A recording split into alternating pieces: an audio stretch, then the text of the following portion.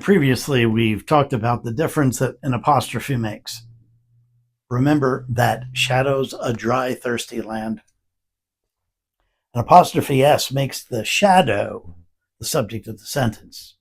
That shadow is a dry, thirsty land. Without the apostrophe, the rock becomes the subject of the sentence. He hideth my soul in the cleft of the rock that shadows a dry, thirsty land. Shadows becomes the verb. Anyway, here's another one of those put the emphasis on the right syllable situations. When the roll is called up yonder, I'll be there. Now, James Black wrote this hymn, but his term up yonder is the same as our term in heaven. So if we use those terms interchangeably, then the lyrics become, when the roll is called in heaven, I'll be there. It's not talking about the rapture of the saints or anybody going up anywhere. It's talking about our presence already in heaven, and the roll is called there. Now, I don't see anywhere in Scripture where attendance is going to be taken in heaven. This hymn is strictly one of those imagine if situations. But let's give credence to Mr. Black, who pondered the problem of coming to eternity, hearing the roll called, and someone is not there. James Black himself was what we would call today a youth pastor. He was a Bible teacher. He was a leader of the youth group. And he had a practice of taking attendance at youth group by calling each of the students by name. And in response, instead of saying here or present, they would answer with a scripture verse. Well, one particular week, he got to the name of a young lady by the name of Bessie, and he called her name. No answer. Bessie.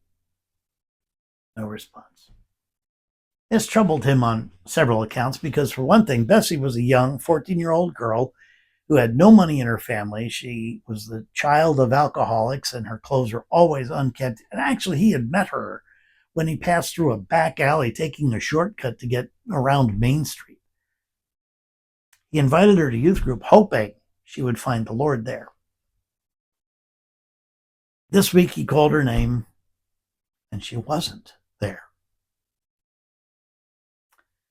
And it concerned him that she wasn't there on the one front, but the other thing was that it got him to thinking about the roll being called from the Lamb's Book of Life in heaven, and the sorrow that it would be for someone's name to be called, but they weren't there to answer.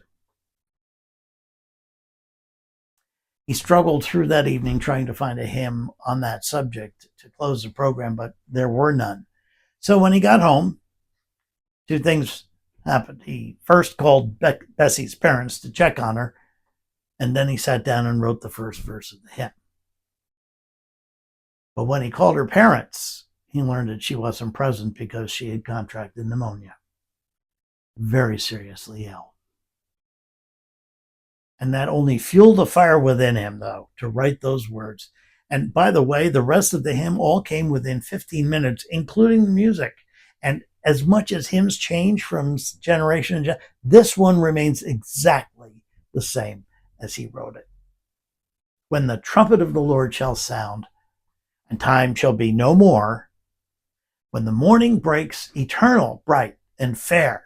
This is eternity. When the saved of earth shall gather over on the other shore, when we're already on the other side and the roll is called up yonder, I'll be there. So that begs the question, of course, will you be there? Don't worry about anybody else answering. What about you? Make sure your name is on that roll when it's called, and you can answer, I'm there. And that's all I have for today. If you have some comments or thoughts about that, let me know. Drop them right here on your social media. I hope it gives you something to think about. And then tell your friends if you would. All right, share with them. We're on Facebook, Instagram, and YouTube. We're all under the name Hymnology. That's two words, Nology, I-E on the end. Make sure you click in when you see us next time. And until then, God be with you till we meet again.